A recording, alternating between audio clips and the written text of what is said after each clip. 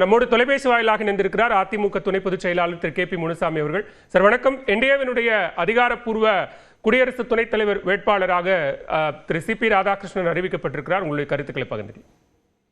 மிக்க மகிழ்ச்சி.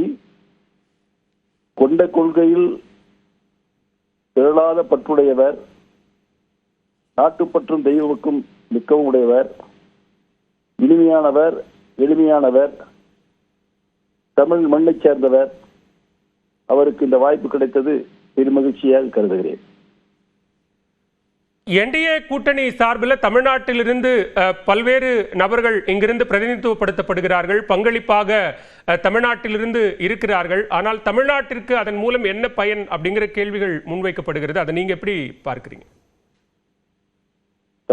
தமிழ் மண்ணை சேர்ந்த ஒருவர், தமிழை தாய்மொழியாக கொண்டவர், அவருக்கு இந்த இந்திய துணைக்கண்டத்தின் இரண்டாவது உயரிய பதவி கிடைத்திருப்பது என்பதே என்டிஏ கூட்டணிக்கு அந்த கூட்டணியின் வாயிலாக கிடைத்த ஒரு வாய்ப்பு. எனவே என்டிஏ கூட்டணியின் வாயிலாக தமிழகத்திற்கு நல்ல வாய்ப்பை அந்த என்டிஏ கூட்டணி கொடுத்திருக்கிறது. அந்த என்டிஏ கூட்டணி கொடுத்த தலைவர்களுக்கு என்னுடைய மனமார்ந்த நன்றியை தெரிவித்துக் கொள்கிறேன். மிக்க நன்றி திரு கே.பி. முனுசாமி. இணைப்பில் வந்து கருத்துக்களை பகிர்ந்து கொண்டு